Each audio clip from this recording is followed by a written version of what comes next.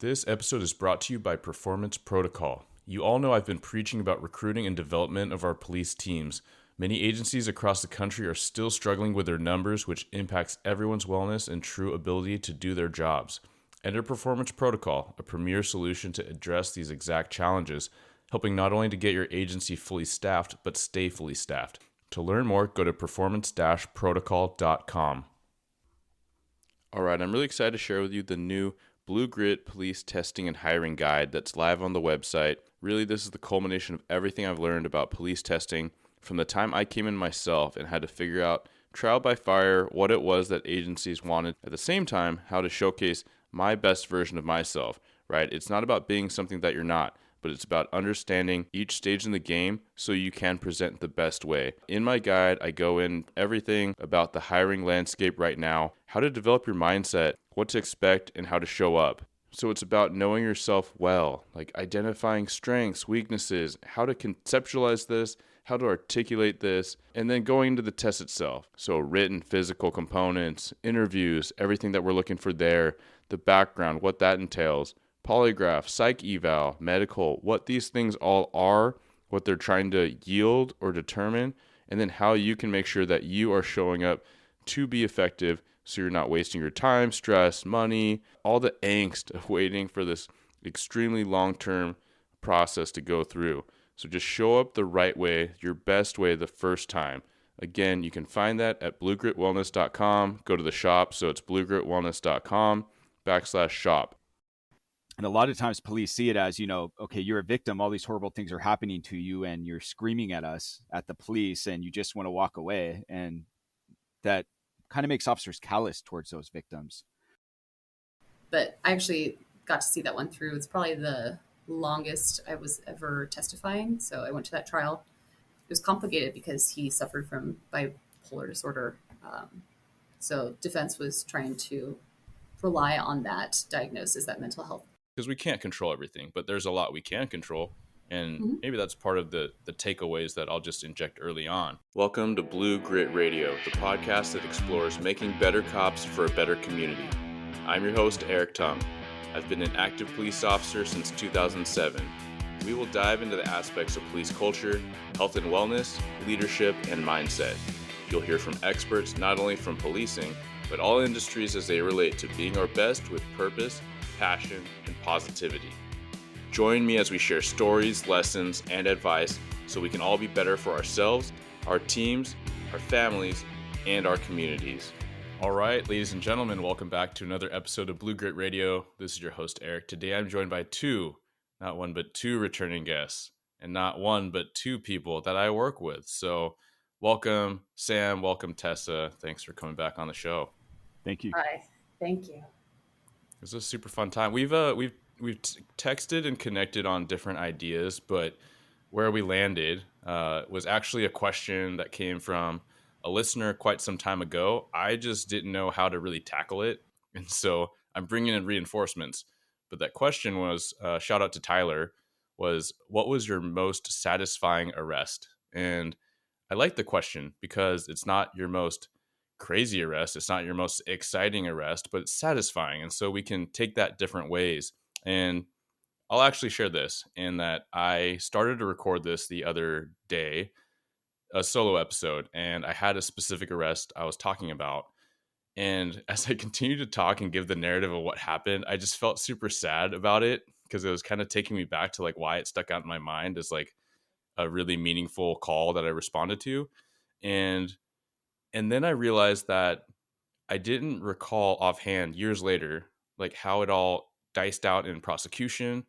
I don't remember if I know, and that might sound weird too. And sometimes I realize that I may insulate myself from those results, and that actually came to be a point of discussion amongst us. So I kind of wanted even just to start with the fact that I thought I had a whole plan. I was like 15, 20 minutes in, and I'm like, I literally was recording and I stopped and I was like, ugh. And I just like left it recording and I was just trying to think of what to say and try to see how I could steer it in a more positive, maybe direction. But at the same time, I'm sharing all that because that's okay. And that's sometimes what happens is like we do what we can and then we kind of have to pass the baton to the next person or the next entity. Yeah. Yeah, I think when you brought up the prompt, like I thought the same. Even being up in detectives, I still wasn't really involved in the whole prosecution process. Like Mm. I didn't have to go to trial. I found out like word of mouth how it what they pled to and everything. I was like, I was right here. I didn't even know. So it's not just a patrol thing. Like it happens up here too, where you're just like, didn't even know it was adjudicated. Hmm. So It And I've gets to be followed too it most much, of my right? career. I've tried to follow my arrests and what kind of bond the people get, and then what happens for better or for worse. So, Yeah. Do you feel like that's a lot to follow up on that?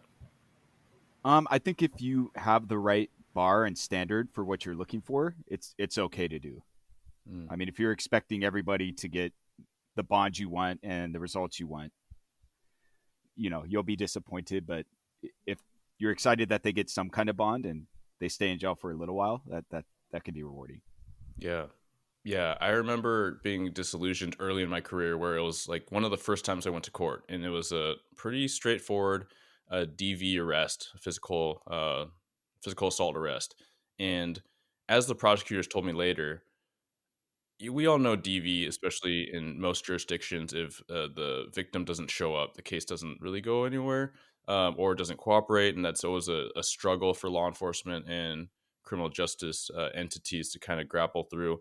But on this one, she did show up. And as the prosecutor said, there's a cultural dynamic where she wasn't savvy enough. I remember that phrase, like she wasn't savvy enough to lie or recant or not show up. So she told her truth. She told the truth. She's like, yeah, he swung the belt and, hit me right by the eye. And I testified in it. And even with all that, it came back as not guilty. And I was like, how in this like actually very righteous, like DV arrest. So I think early on, I had a lot of frustrating conversations with prosecution, which was great. And I'm very fortunate to have the prosecutors we do in our jurisdiction. But uh, at the municipal level, because some people are going to throw the flag on that. And I know that other entities, they have their struggles, so I'm not trying to blast them either. But it was really hard, and I think early on I was like, man, I just kind of I got to follow up on my cases with detectives to know I'm doing a good job. But it became a lot to try to follow up on like how they all ended up. they called her not savvy. Yeah, they're like, she's not really like system savvy enough to know, because I think they're just, maybe they're jaded, or certain like maybe a regularity of people knowing how to just not show up or Yeah, because it recant is like or whatnot. theater. Like trial is like modern It theater. is. It's so different than what we do on the streets. Yeah, Yes. it's all a big show. Yeah. Or what can be Performance. allowed in. You're like, this is literally everything I saw that formed my my decisions on what to do. And you're like, yeah, you can't talk about that. I'm like, who? Yep. Okay. So we're not sharing the whole truth, right? We're not really sharing a reality. We're showing a different reality, which is troublesome. It's a lot. I'm not a justice expert, but it is a lot to grapple with. Yeah, and a lot of times it's focusing on some small part of the case, and you're like, what about this major thing that happened, this horrible thing, and all the questions and everything are focused on this tiny little aspect of your investigation. It's frustrating. Mm-hmm. Mm-hmm. Yeah. And it's just you don't realize like all the jury needs is one person to Mm-hmm. you just need one little slice of doubt in that entire thing to upend the entire case. Yeah. And that's all. It's a low burden of proof for the defense. I don't think it's understood very well. I didn't understand it until I got up here at all. Mm. So that's a good nod to people, regardless of where they're at in their careers. Is like, be curious, ask questions, because that's how we get better. That's how you understand what everyone needs, and it's not just like what everyone needs, but how all these pieces can come together for the best outcome, or the possibility of outcomes. Because we can't control everything, but there's a lot we can control, and Mm-hmm. maybe that's part of the takeaways that I'll just inject early on. Um, I will say, when I got this question, I went to a lot of satisfying arrests, which were canine, certainly, when you have so many so many times you deploy and it doesn't pan out. And I think the most frustrating thing with canine is you don't get the answers. Oftentimes other types of investigations, you can figure out what went off or how to recorrect it. But sometimes when you track and you don't know where the person went. Like, you don't know if they got in a car 2 blocks down and you really didn't have anything, or whether you weren't reading the dog right. Like, and that's tough. I think that's part of the dissatisfying nature of it, the peaks and valleys, as handlers will say. But when you're tracking for hours and miles, ravines and gullies, and you're all cut up from brambles, and then you finally find the person and you get evidence with it. And I mean, there's few things more satisfying in my experience than that. And but I went a different direction, which I'll just share this because I already kind of teased it. But it was actually a sex assault that had occurred prior, right? So essentially, me and a partner go to some apartment complexes, and it's like this extreme cultural minority. So they're not only refugees from a different side of the world, but there's like a very specific small dialect that they speak. So even working with language line was extremely difficult. Sure. And part of that was knowing that you didn't have a translator that was 100% accurate, which I guess you kind of never do, but that's besides the point. But essentially what happened was there was like a 12 or 13-year-old boy, and he was violated. He was assaulted by somebody in the community. And not only was that someone in the community, but it was essentially like one of the relief workers, right? So they're of the community, and they work with one of these nonprofits to help refugees come over. So that's like the point of contact, right? Like that's like who the whole community is looking to for resources, language help, and trying to get them set up with different things, including their housing, and I'm sure, funds for food and all that. So like really a person of a position of power. And I think that that's where it stuck out to me, was I was so livid that this happened, because it's a violation of trust, right? It's the same reason why we get so wrapped up, understandably so, when cops misstep, when teachers misstep, when politicians misstep, and it was like that in this scenario.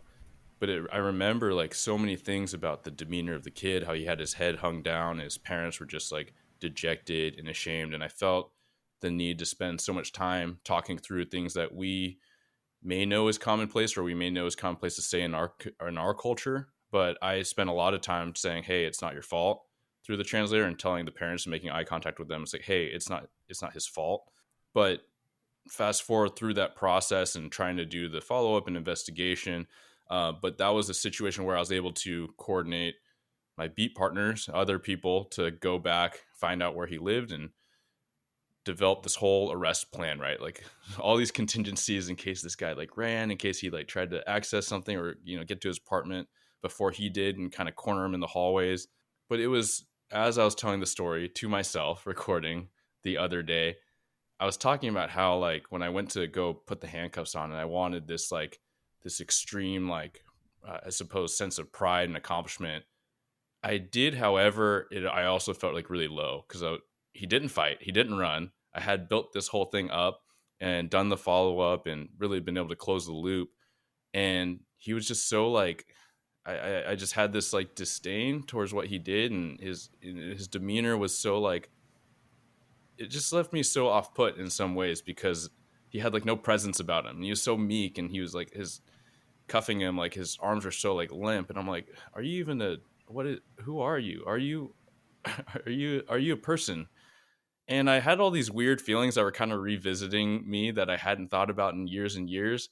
And then that's where I was like, okay, where do I go from here? Because I don't specifically remember how the prosecution went. I remember the exact case detective that's now one of our bosses that I talked to, and I reached back out to kind of follow up on things. And we're talking about how sad the case was, and some different circumstances. But all to say, that's where it left me with this prompt, where I was like, I'm glad I was talking to you two about coming back on to talk about some prompts. And that's why I was also glad that you were willing to talk about this one. And that's what led us to talk about a lot of the things that we've already discussed, which is that it's hard to iron out like the satisfaction level with other organizations, other factors. But again, like, got to think about how we're showing up in the moment. And for me, like, I am proud of how me and my partner were able to show up to that family in the moment, and taking the time, and then being invested to the point where I got to be the one to put on handcuffs. Like, that is, without going in too much in the weeds, which I already did, like, that in itself was a very satisfying experience to be able to do that. And when we're able to do that, there's not a whole lot like it. Did that guy invoke? See, I don't remember. I don't remember if he Oh, invoked. I wanted to say either through the initial interview or like follow up interview where he admitted to some level of, he like he mhm. said, "Oh yeah, we co-slept" or something. Like I want to say that, but I don't know accurately enough. Like I couldn't testify to it, to make Yeah. that comparison with my memory now.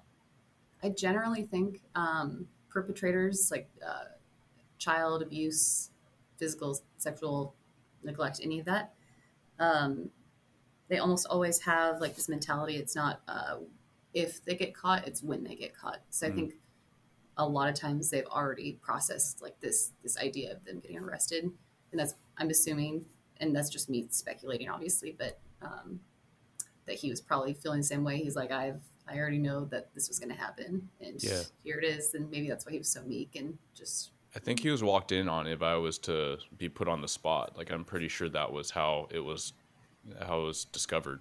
It's hard when, if you try to get your satisfaction from the reaction of the suspect, like you do this whole case and you think, oh, this guy's going to be like, oh, you caught me. Oh my God. Like my life is over. And then you don't get that.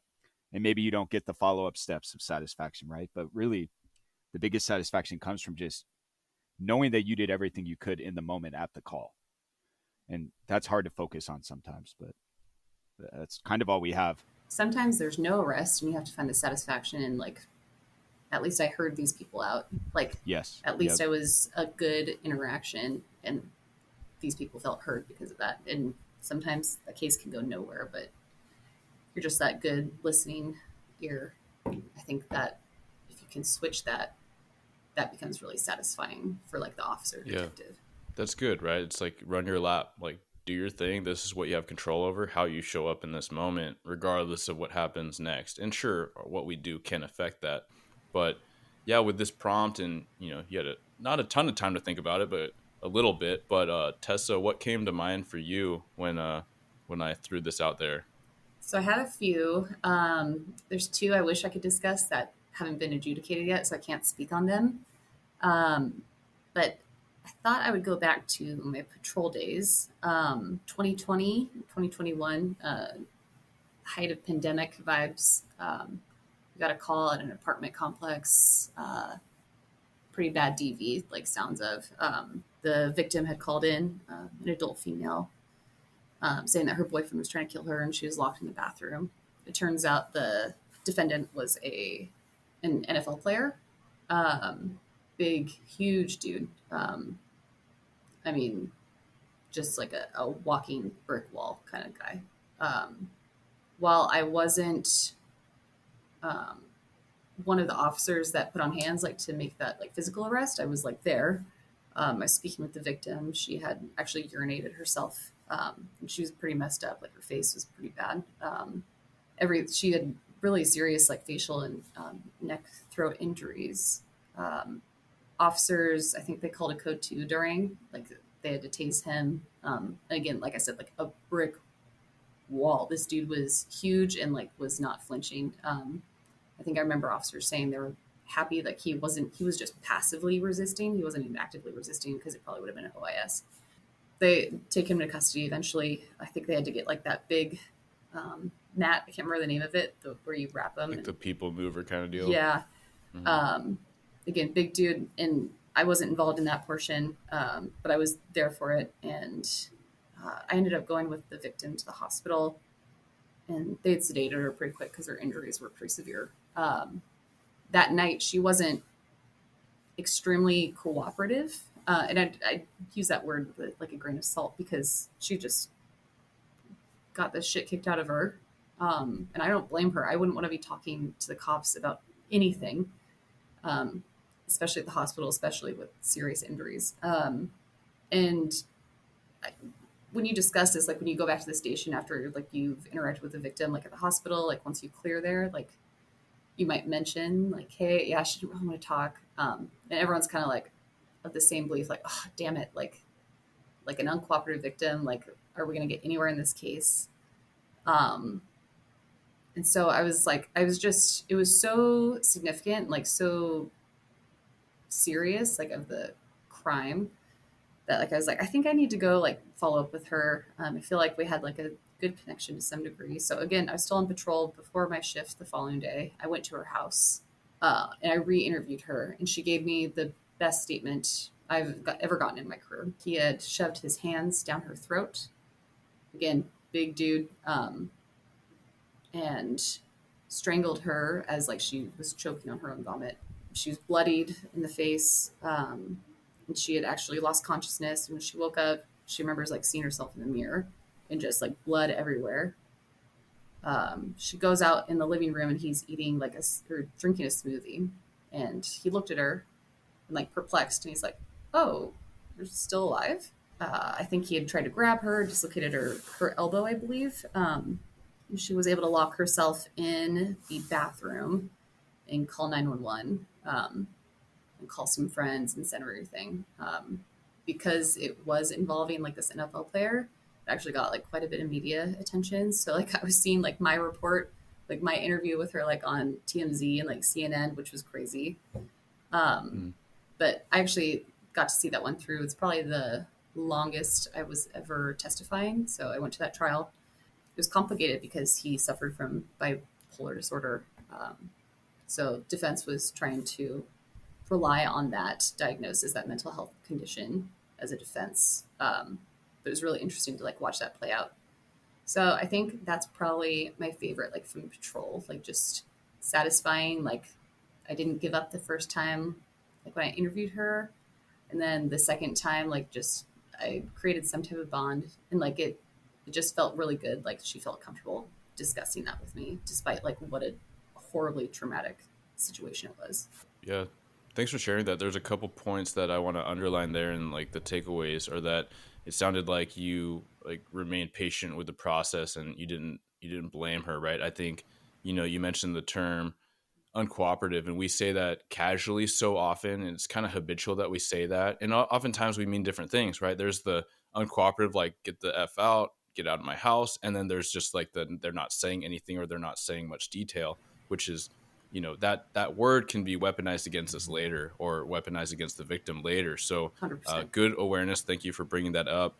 And then it's also the reminder of, hey, like there's always later, like just set it up right now, like show up the best way you can. So even if it is that F off, get out of my house, like be respectful and realize that this is not the right time. It might not be the right person. Sometimes you can do the whole, hey, well, now Sam's going to try, and, Sam can get through because it was a different person. All these things. And so many detectives share that, right? Like where they get that it's challenging in the moment because tensions are high. So, as we are when we're all emotionally dysregulated, no fault of that. They're humans just like we are when we get sometimes on the scene. Unfortunately, we get in that vein too. But later, after things have kind of settled down, someone else coming into the scene, oftentimes a detective that's wearing kind of normal people clothes, not this blue suit that can feel like a lot of different things. Like that's where they get a lot of the success, saying, hey, I'm Tessa. I'm here to ask you about this. I'd like to help, rather than me coming in with a flashlight, like, shining everywhere, because that's my training and that's what I'm trying to do to be safe. But it feels very different. And so I think that is a healthy thing for us to remember too. It's like, hey, set up the next person for that success. Yes, and like it helps for the long run, for their relationship with police, hopefully, like Mm-hmm. assuming it went well. Listen, like I know we don't like the cops, but like I actually had this really great experience with like this one, like reaffirming that like not all cops are bad cops. And but yeah, the uncooperative, that's my least favorite sentence or word I see in a report.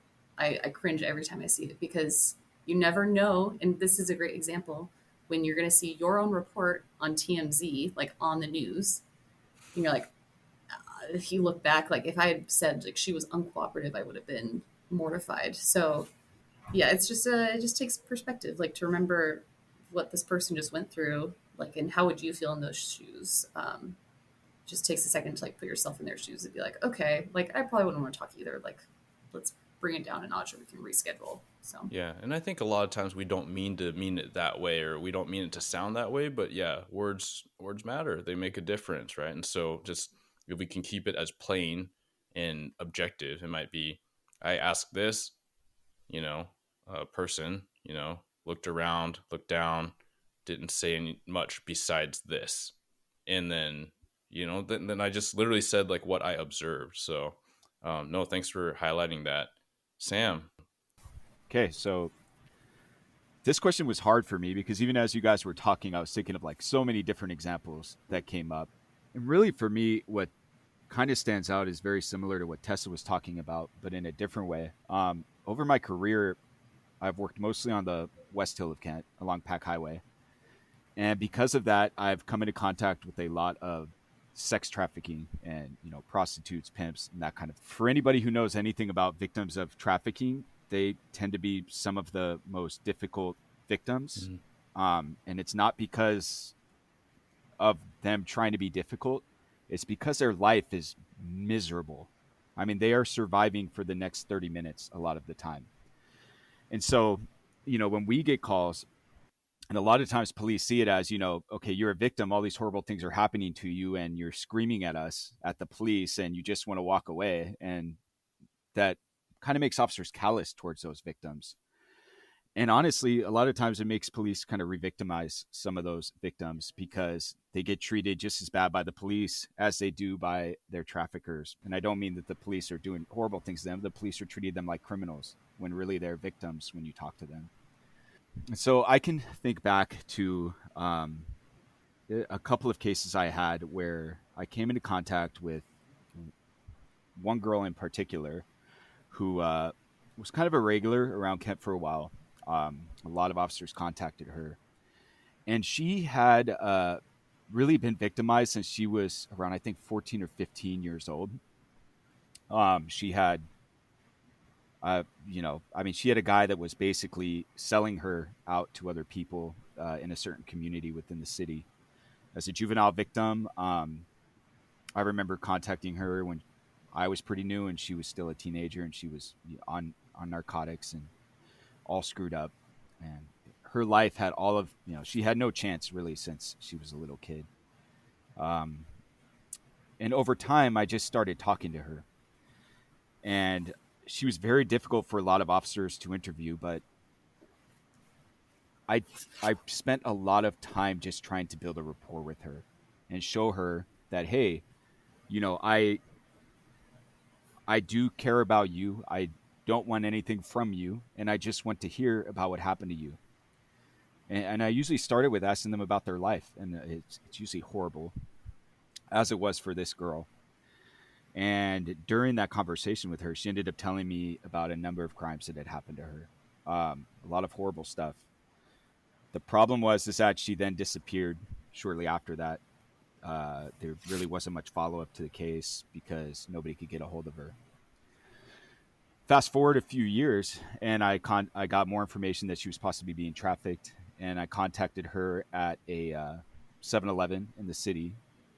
And she recognized me, and she came right up to me and was talking to me, and it was crazy how, like, immediately she started being honest about absolutely everything with me, which can be difficult sometimes because sometimes these victims will tell you these horrible crimes that are happening, and you're like, hey, like, I have to do something about that, and then they'll shut down. But I was able to take her to the station, interview her for a few hours.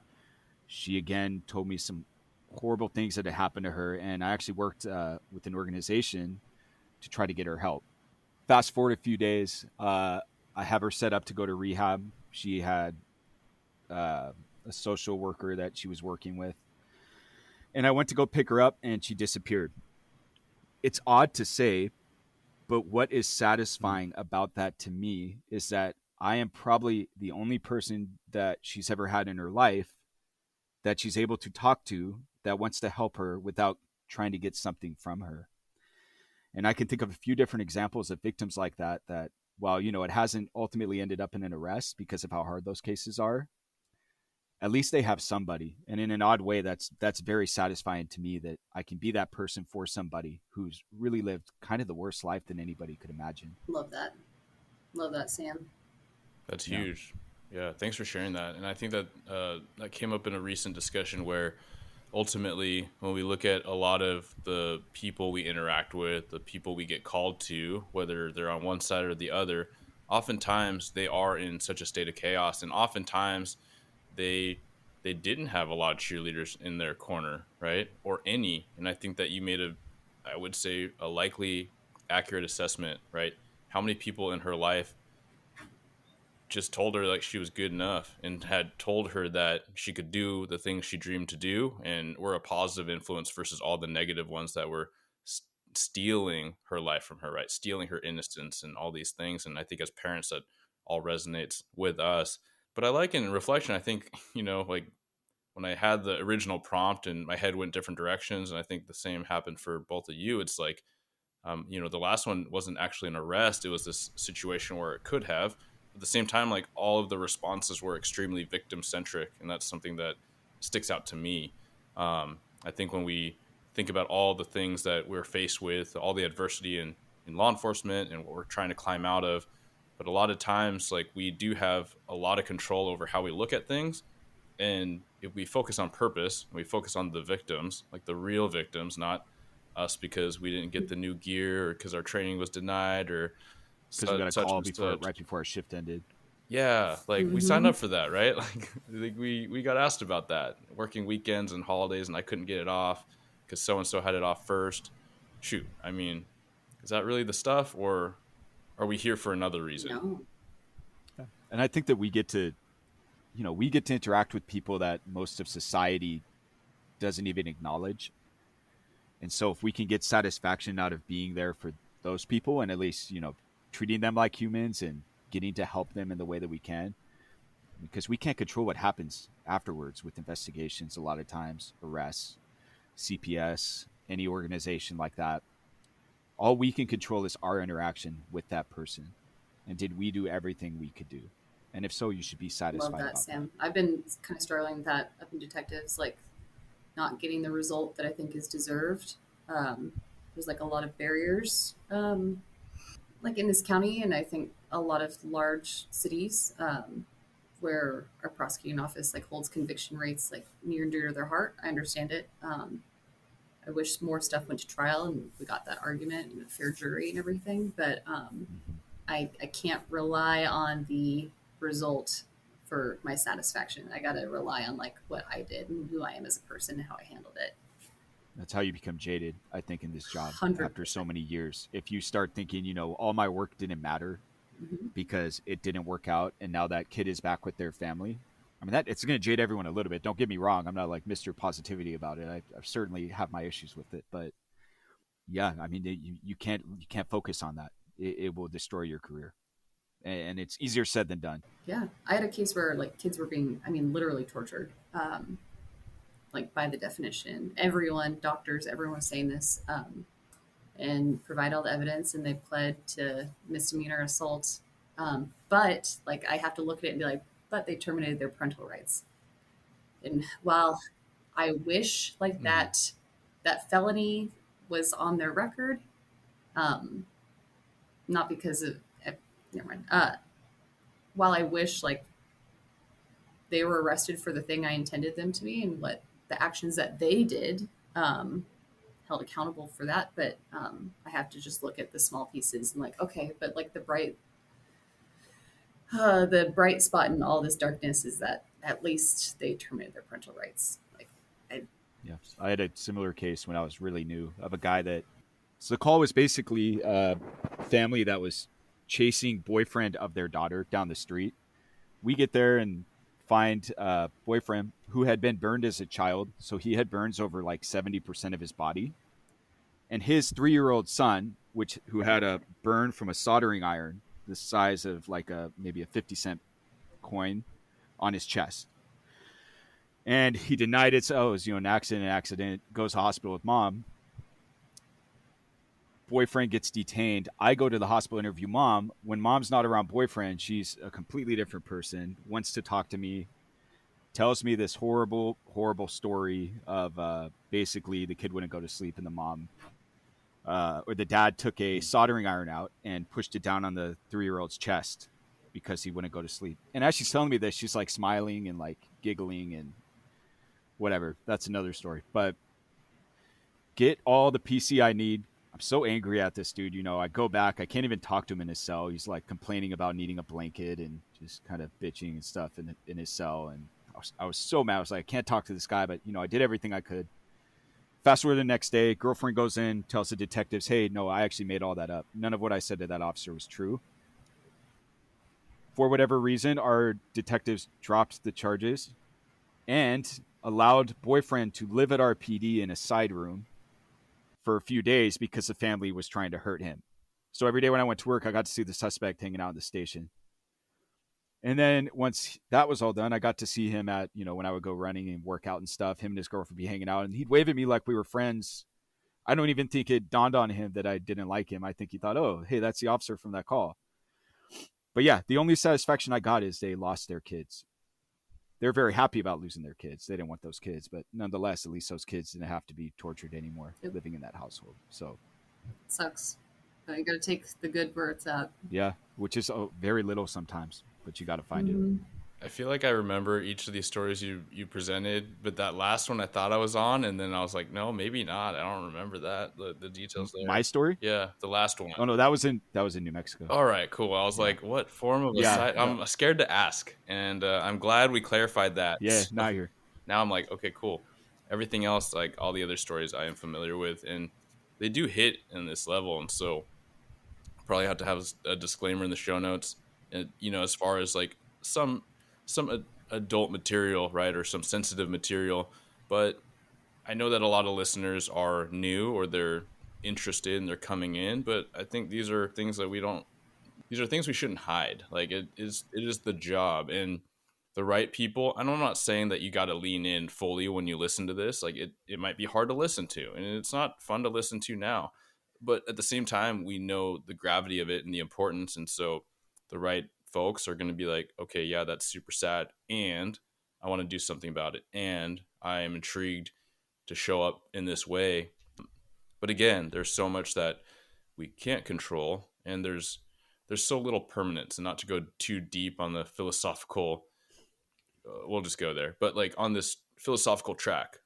But I appreciate that both of you have focused on the positives that you can focus on, right? And sometimes it is the really small wins in law enforcement that we got to take and not let them kind of fade away. Yeah, but if you think about somebody like bear with me, like a sandcastle artist, right? You go to these like resort towns and they're building this thing that took like literally all dawn, right? Like half a day, and you know it's going to get washed away, and they know it's going to get washed away. But like, why are they doing it? Because it matters to them. And there's a beauty in that. It may be a heightened beauty in the impermanence of it. And I'm not saying that there's nothing left from what we do, but we even have more than that sandcastle artist. Like, we know we can affect someone's life in a really positive way, even if it doesn't feel like they're receiving it in the moment. We know we can. That's the job. Oh, I kind of love that. Yeah. I'm lucky when I was a new cop, I didn't have this idea that I could like change the world or like make a big difference. But I did always know that I can make a small difference, right? And in each call you go to, you can make some tiny difference, even if it's minuscule or huge. Yep. I think that's important for new officers and people in law enforcement to hear, is that, yeah, on every single thing you do, you can make a difference by your actions and how you treat that call and treat those people, even though you may not get to fix the overall problem like you want to. Yeah, and even for the most jaded, right? The most, if they tuned into this, which they probably won't, but even for someone listening to this that works with one of those people, I think about where we can meet people where they're at. And even for the most jaded, I think like if they're like, this is all fluffy, whatever, it doesn't make a difference because they've been, too negative for too long. I think a flip too is that we do affect everyone's perception with each interaction. And if you care about officer safety, you should stay respectful as much as you can, right? Not when safety is jeopardized, but an example being like, if you stop a car, oftentimes you don't know who's in it and what they may or may not have done, what warrants they may or may not have. But if we just have these negative, these poor interactions with people, and we write it off like, hey, they're going to think what they think, does that help somebody comply with a law enforcement officer, or does it help them assume that they got to fight? or assume that, hey, this person's just they're gonna take me in for whatever chippy warrant, so I don't want to deal with that. So it might seem like a stretch, but I do really think that we contribute towards that every single chance we do interact with somebody. Yeah, every contact we make is an opportunity to change something, someone's perception, anything. It's hard to remember that, but important. Yeah. And I mean, a lot of those people will be victims one day, right? And count both of you, I'm sure, countless times you contact a victim and they tell you, "I've never had a good experience with the cop, so I don't trust what you're saying to me."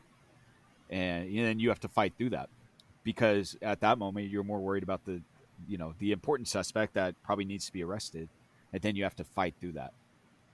To me, it goes back to officers seeing people as work, and stuff, work that they need to get done with and move on from, versus seeing them as people.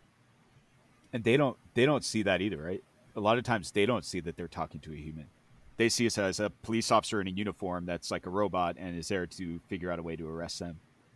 And so personalizing it and talking about yourself, especially if you can relate directly to them, like I'll talk about stuff, from my past or whatever, and that will open people up to me a lot of the time because it's relatable to them.